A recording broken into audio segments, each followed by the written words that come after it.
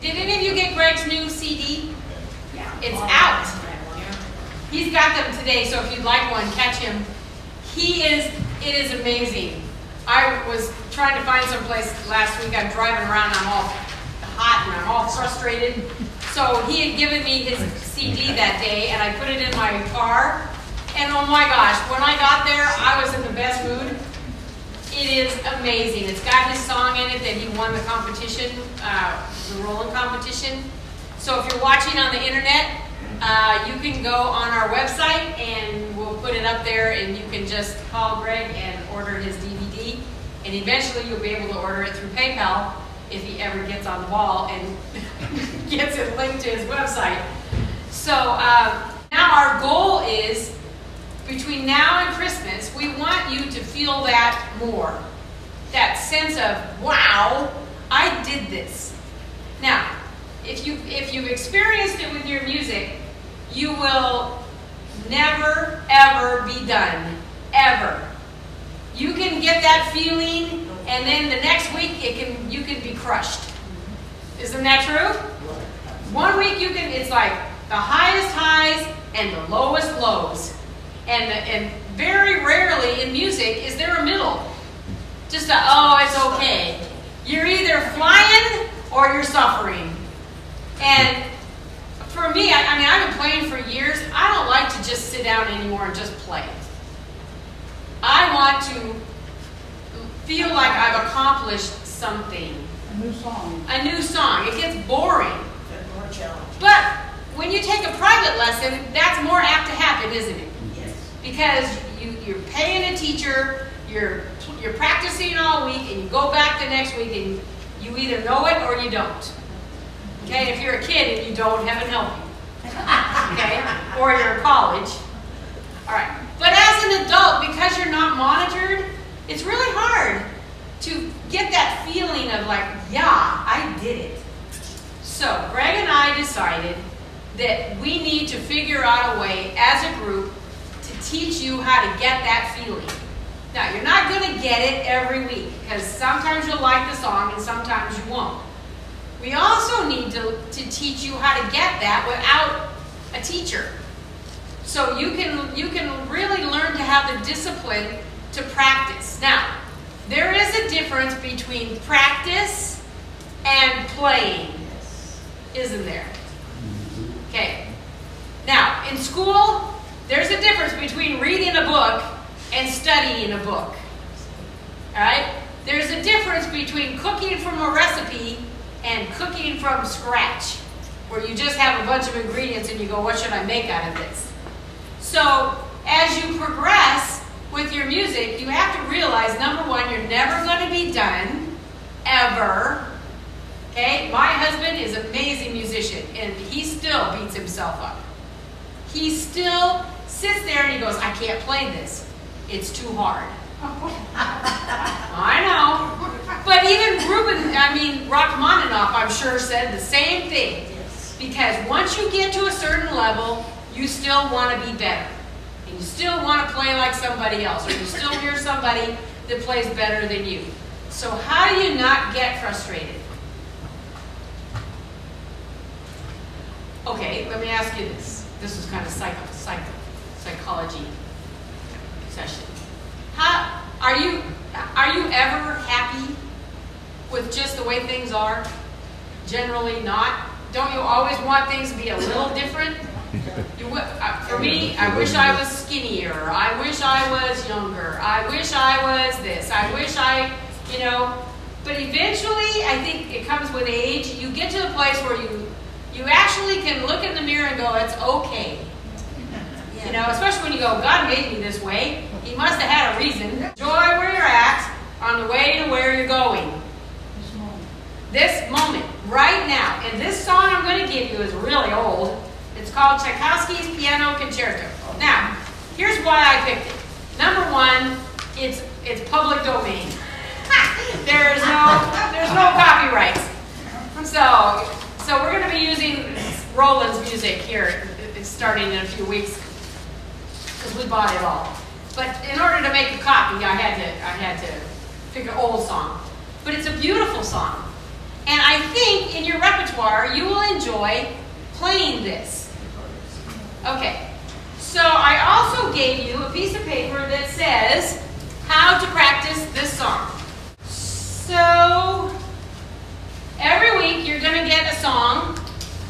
You will also, as the chords get harder in the songs, you're going to get a little strip of paper that you can tape onto the side. And we'll make it a PDF for the people that want it on the. So anyway, we put the PDF in just this little chord strip that you can put next to it and just flip it out when you open it.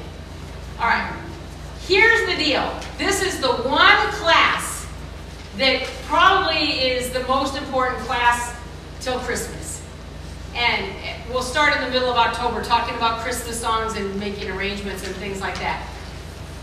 But there's a difference between playing the piano, organ, keyboard, and practicing. Practicing makes you tired in like 15 minutes. You're gonna know that you've been working. All right. About 20 years ago, one of the guys I know that travels and plays music for one of the big companies told me that he does most of his practicing on an airplane. And we went, now those were the days before iPads and all that, because now the iPad, you can just play it like a piano and record right on your little iPad.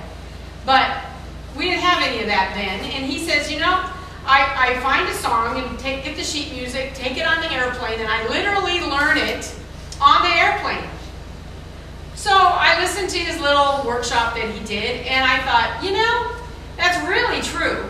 Most of what you learn about a song should be learned away from the keyboard. That's what we're going to do today. I'm going to show you how to study Tchaikovsky's Piano Concerto, and I made you a sheet that says hint for playing Tchaikovsky's Piano Concerto.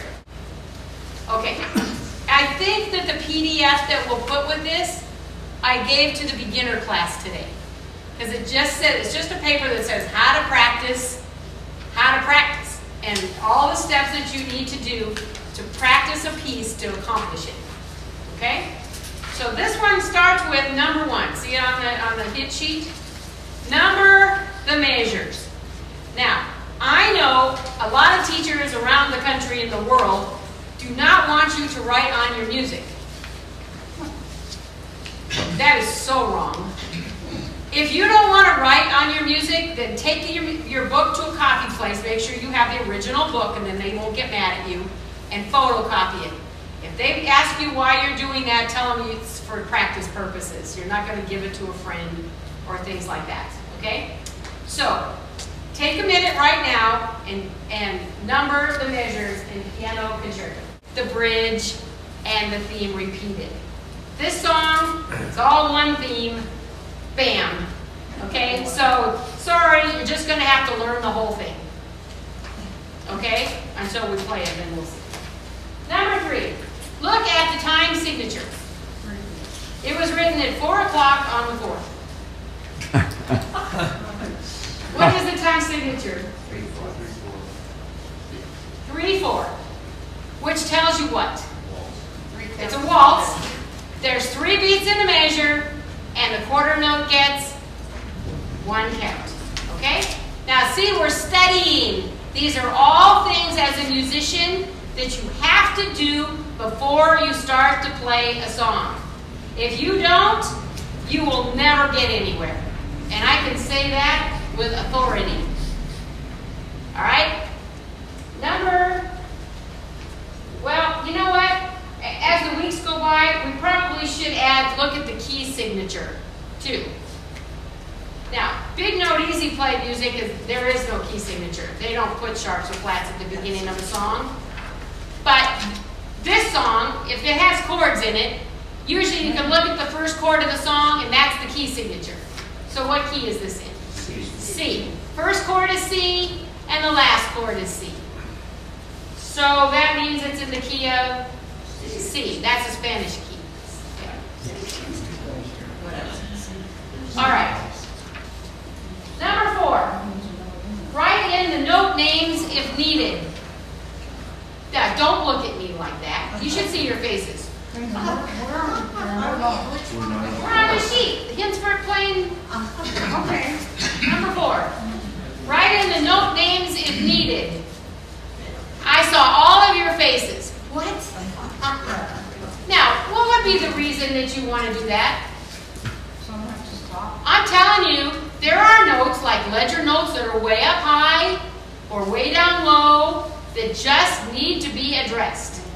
Notes that you think might give you a problem. And you might not need to do it while you're looking at it because you're going, I can play this song. But when you sit down and actually start to play it, there might be issues that you need to address. I always have a red pencil on the organ at home when I'm playing. A red one. Because these don't work for me. I generally don't see them. Okay, so it needs to be red. Alright? I also, in that statement right there, accidentals need to be addressed. What's an accidental? Sharp or flat. It means that the composer wrote the song in the key of C, which is a relief because there's no sharps or flats. But and maybe a woman wrote it, while they were writing the song, they went, oh my gosh, now I need one. So they write in a little sharp or a little flat in the song, and it's called an accidental. It means they accidentally changed their mind.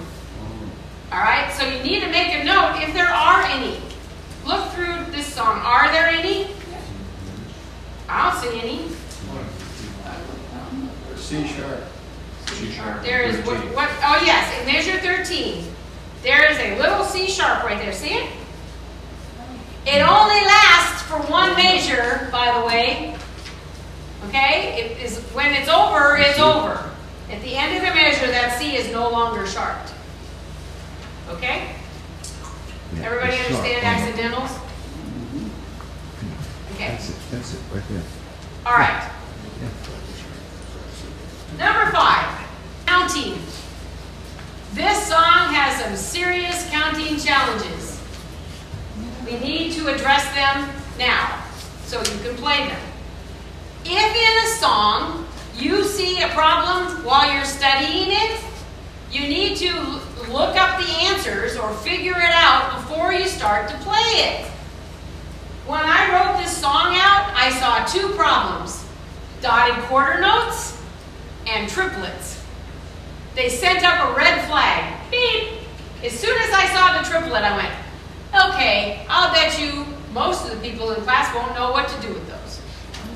Okay? Blame fast, that's what. Or, how do you count the dotted notes? That was always an issue with me. All right.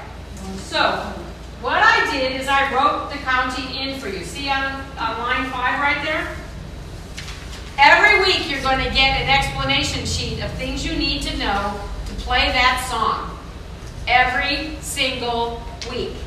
So your notes will make more sense because if you write it down, you'll get home and go, huh? If I write it down and I tell you about it, then I think it will stick with you better. All right. Here's how you count dotted notes.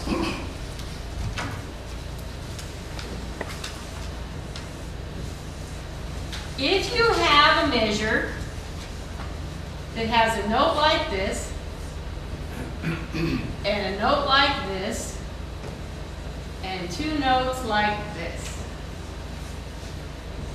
and it's 3/4 time. Okay, everybody see that? What measure in the song will have that in it? Measure 2. Okay, see, these aren't the same notes, but it's the same counting. Okay? Now, I have a mess there. If I'm not good at counting, I'm going to look at that and go, well, I could just wing it. And once you hear this song, you'll know how it goes, so you might not even pay attention. But as soon as you have measures in it that have 1/8 notes in them, you can't think of whole beats anymore. You have to think of half beats. So instead of 3 whole beats in a measure, how many half beats will I have? 6, right? 6 halves make 3 wholes. So do on measures that have like 30-second notes and 16th notes and all this, I have to literally write myself a chart.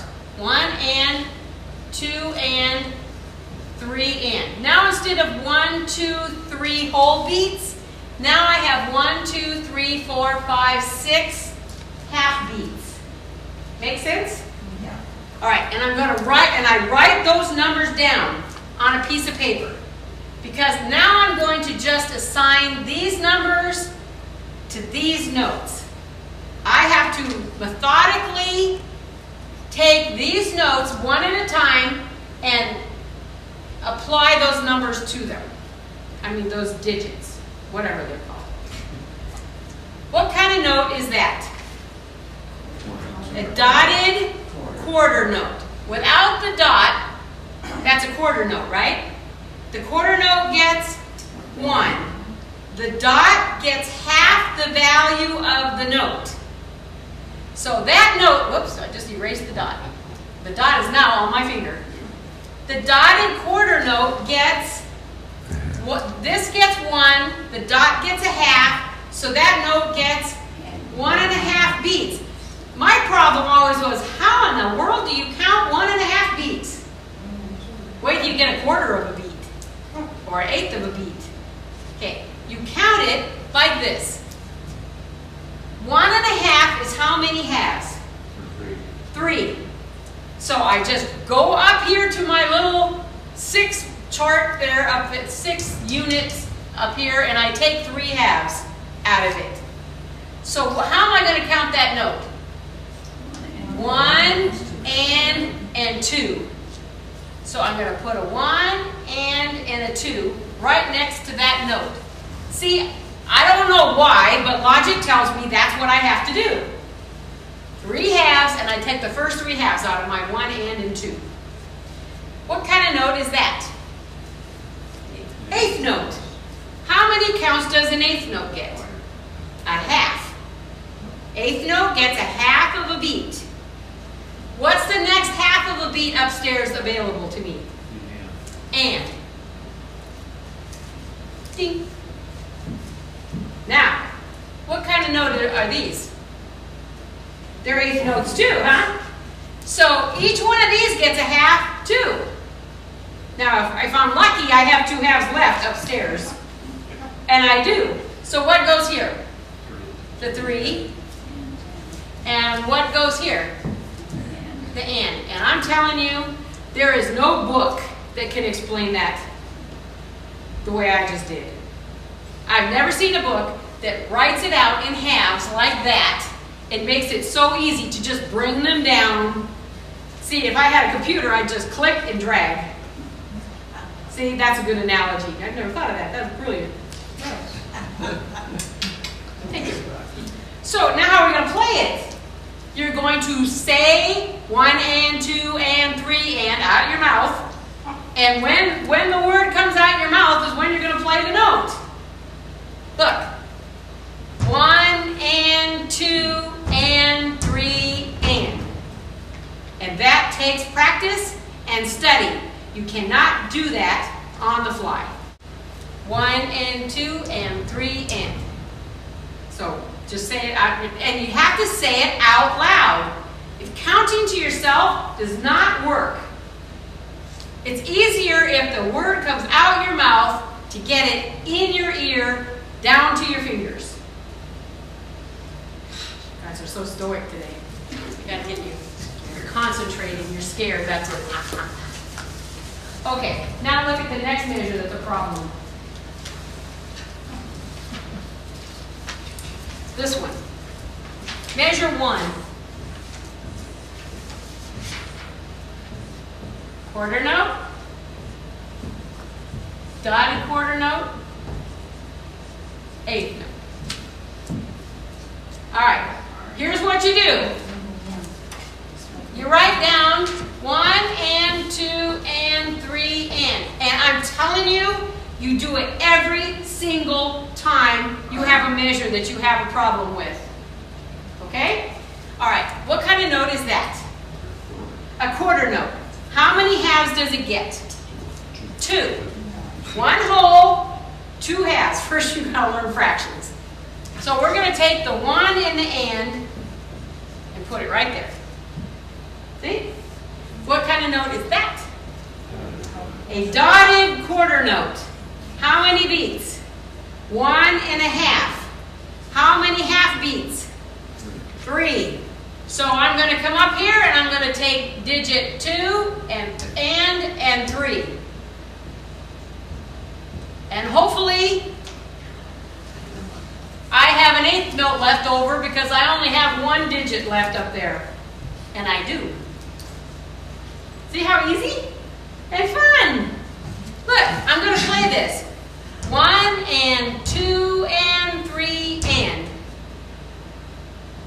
1 and 2 and 3 and.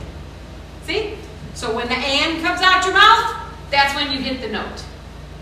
Okay, the only other measure that's going to give you a problem is number 8.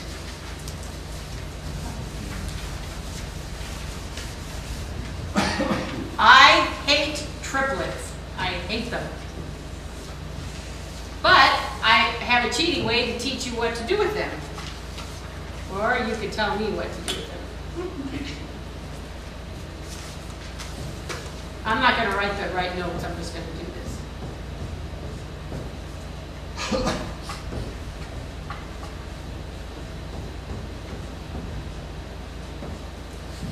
Especially when they put one of those in.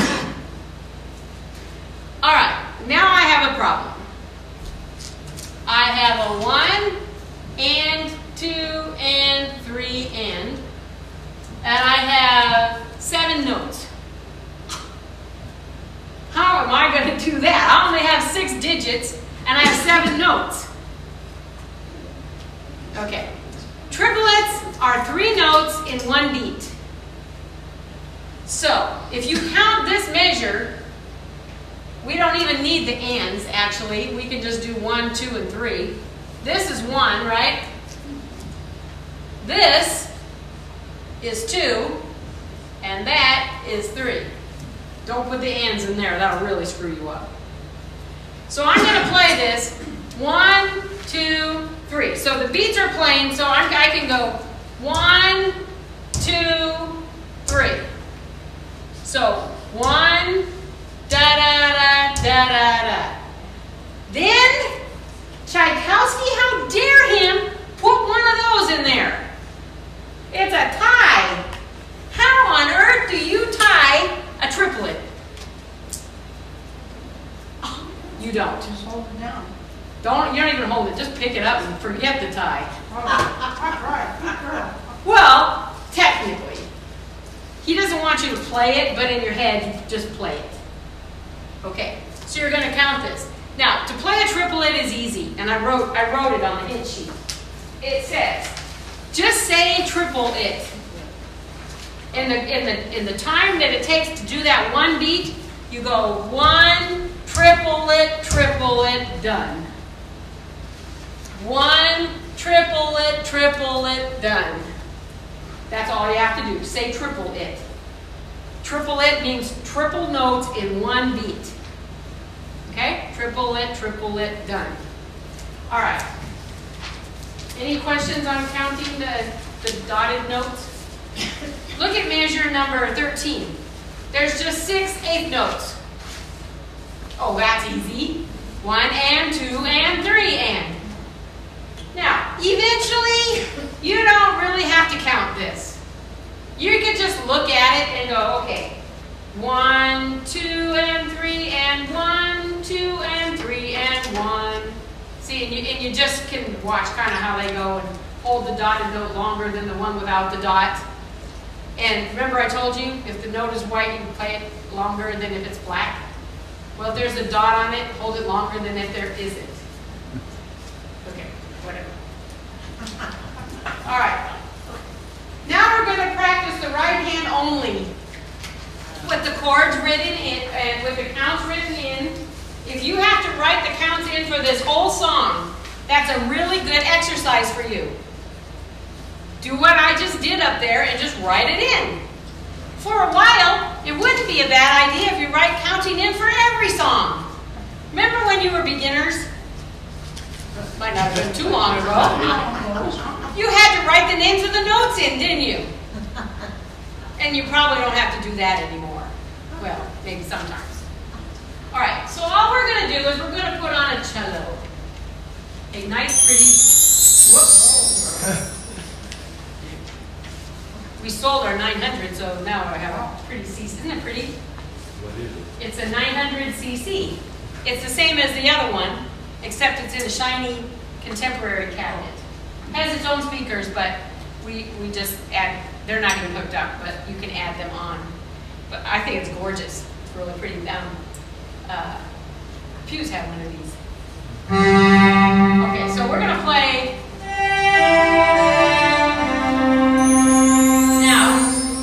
Look at the first measure.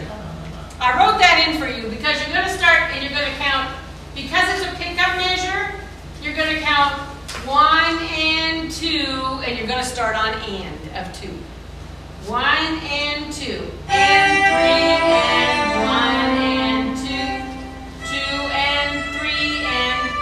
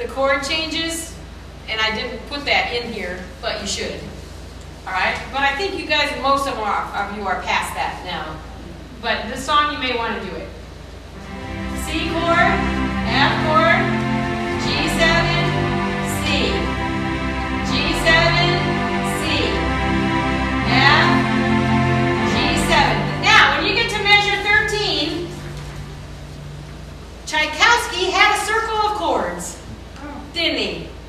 Because look, remember the boot camp we did this for 5'2"? C chord to E chord to A chord to D chord to G. Tchaikovsky had a circle.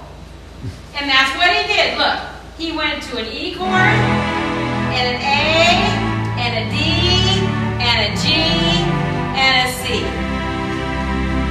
Now that boot camp that you did pays off if you practiced. Okay, you did. So now that chord progression, and I wrote it. See see at number 8 it says, note the chord patterns. E7, A7, D7, G7. And I put a little star next to that G7 because most of you play G7, G, B, D, F. This case, I want you to put the F below the G. Because when you come down, it's just right there. It's going to be way easier if you do this my way. Okay? Don't be stubborn. And then C chord. And then C diminished is easy, isn't it? Yeah, I even wrote it there. It says diminished chord. Flat everything except the root. So you're on a C chord on measure 14. C diminished, leave the C alone, and flat the G and the E. Ooh, nice. And then D, and then G. So Tchaikovsky, see, if I would have known chords and how they work when I was in college, oh my gosh, I would have been so much better by now. I didn't have a clue that classical music used chord progressions. And I bet if you're watching on the video and you're in college, especially in Europe, they don't talk about chords. But the composers had to think like they do now. They had to know where the chords go and how they go. They just never wrote chord symbols in their music. See? Now you have the advantage if you know about chords and how they work. You can play a song like this and go, Tchaikovsky's no big deal. I used to be so impressed with Bach and Beethoven and most of their songs. Like Beethoven, he wrote,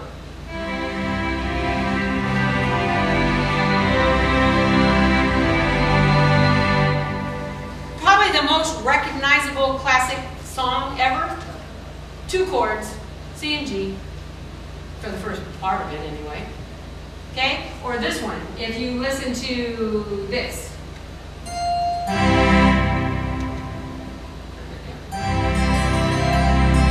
Okay, listen, here's a C chord. F, C, G, C, G. All right, listen to this one. C, F, C, F, G, C, F, C, D minor, G, C. Had I known, oh gosh, had I known. If you ever have regrets, my teachers should be shot. No, maybe they didn't know. But you know, none of the teachers that I had until I got out of college even used the word chord to me, ever. And I had a lot of teachers, and I went to some pretty good schools. Chord was never mentioned. I think they do more now with modern music, but I'm older. Now I appreciate it. I mean, music appreciation in college, I didn't appreciate it at all. But I think had I known the chords, I would have listened to it different. Totally different. Okay, so now I'm going to put my song together. I'm going to play my violin. I'm going to play my chords. If you don't want to play pedals, you don't have to. Just put on 2 lower. It'll play the pedals for you.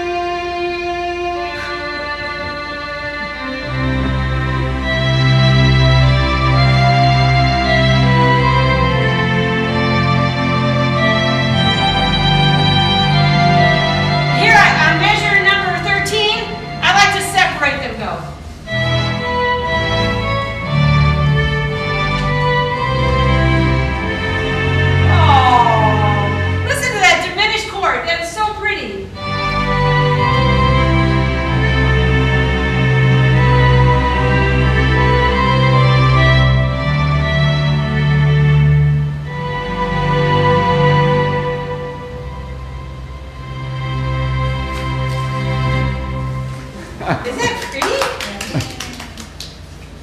Even if you're a beginner, you can milk that song. You have to. That's why I love to play the organ. And I'm telling you, I am on a mission because now people from all over the world watch this. If you're subscribing and you watch today, go out and buy an organ. Forget this piano stuff. You know why? Because I can play a violin and I have the ability, the expression ability on an organ. I have this pedal down here, it's called a volume pedal. How do you make volume on a violin? How do you make it loud and soft?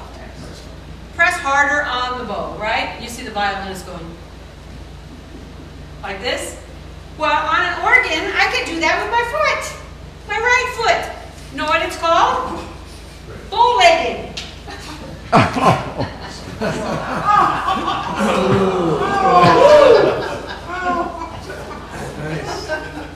Greg, they don't appreciate my humor.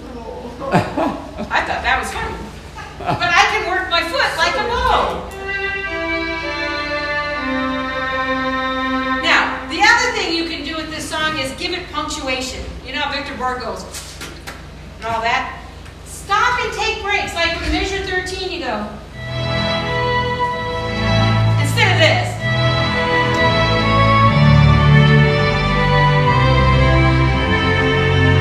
Milk it.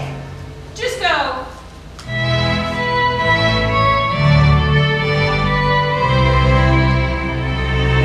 I love that diminished chords. I'm just going to sit there. I don't care if I count. Boom. Sorry, Mrs. Healdsburg. Now, 15 starts off.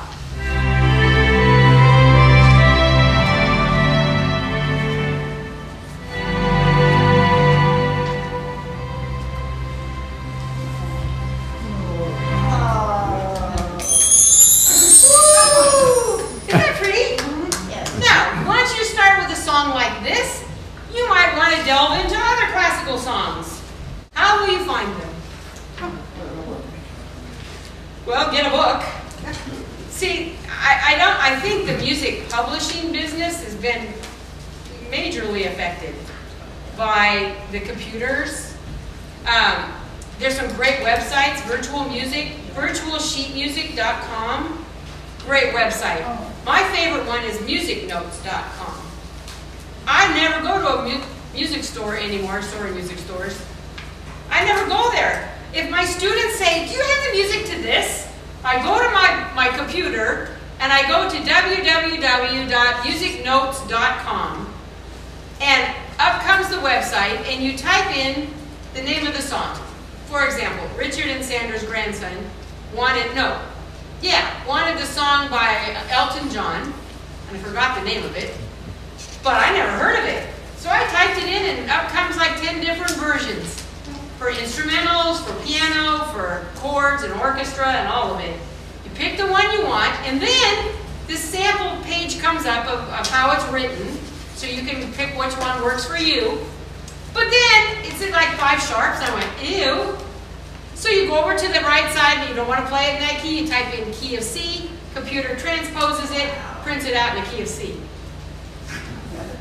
For $4, and less if you join their club. So it's awesome, and it just prints it right out, and you get it like instant gratification. Okay, lots and lots of websites. If you just type in sheet music website, sheet music in Google, all kinds of websites come up. But virtualsheetmusic.com and musicnotes.com, or sheetmusic.com or musicnotes.com, and it's like Amazon. You just give them your credit card number, you know, and then it just bills your credit card every time you buy music. At the end of the month, you get this nice little surprise. I bought how much music this month? Okay. Now, the other cool thing, let's say you want to really learn how to orchestrate this and what Tchaikovsky intended you to use, what kind of instruments. Go to YouTube. YouTube. Amazing. I used to have to go buy records and cassettes and try to find some way to hear how it should go. Now go from YouTube. Just type it in and I'll bet you 5,000 different arrangements of this will come up. But you can also find the original. Okay, I don't think anybody ever recorded Tchaikovsky, I don't think. But somebody did it the way he intended, and you can find your own arrangement.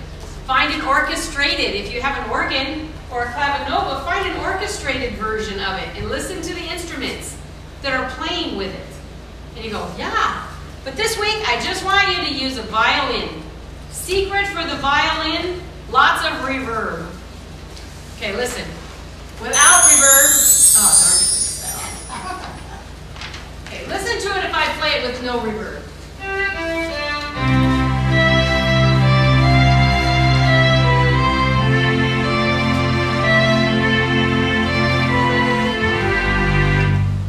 It sounds like I'm out in the middle of a hayfield. There is no, I need to be in Carnegie Hall with acoustics, with the right acoustics around me. So listen, here's the violin. Watch when I add reverb.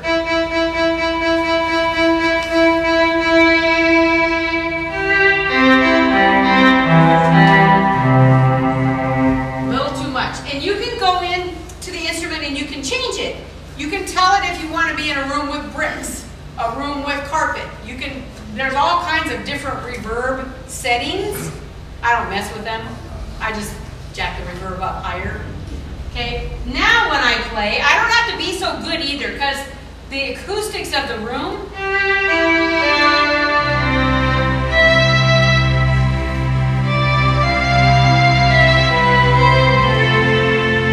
and all I have on the bottom is strings. Strings on the lower and a violin on the upper. That's it. You can use a cello too if you want. You know how you make a violin a cello? It's not a joke. Blow in the end and make it bigger, I don't know. The violin on the organ is just a button called violin. If you hit alternate, it puts it down and makes it a cello. So you got a violin, a viola is a little bigger, a cello, and then a bass. Okay? So cello's pretty if you like it lower. You don't even have to really do that. You can just move it down an octave. Okay? All right. Now here's the deal. I'm not going to monitor you, but between 10:30 and 11, okay? Between 10:30 and 11, you can come in and play this song for us. Okay? We want to monitor you. It only takes a minute to play the song. You're not going to get a lesson. You're just going to play it. Whether you have a clavinova, we'll have the keyboard over here, or the organ. All right? We have a model of every single organ in this building. Okay? So, next week, between 10:30 and 11, if I'm still yapping with the beginning class, which I have a tendency to do, Greg will take you next door, okay? I want you all to play the song for me. Got it? Now, class is either going to be great next week or there won't be one person here. We'll be. Now, you know what? Do yourself a favor. If you don't want to play, I'm not going to make you. You can sneak in here after 11 o'clock and I won't be able to listen to you. Okay? But do yourself a favor and make it a challenge. Okay? The only way you're going to progress and get better is if you do this. And you're here because you want to learn and get better. I think I gave you a lot of information and good information to get you to play the song. It's not that hard of a song. And I think you're all able. You could do Alley Cat too. If you'd rather do that song, fine. But I kind of want to keep this class. You could come to both classes, trust me, and you don't have to pay for two. If you want to come to 9:30 and this one, you are welcome to. I don't care, I'm talking anyway, so it doesn't matter. So if you got something out of both classes today, you're more than welcome to. And you can get the music for both classes too. Doesn't matter, okay? All right. Now, hopefully you're inspired to go home and practice. Not play, practice. Okay? If you have a question and you don't get it, do not let a week go by. Call us. We can usually answer the question on the phone, or you could come in for a private lesson. Okay? All right. We're not going to do hands-on today, but we will normally do some hands-on, but we won't today. All right? Any questions? Between 10:30 and 11, it only takes 1 minute to play this song. All right?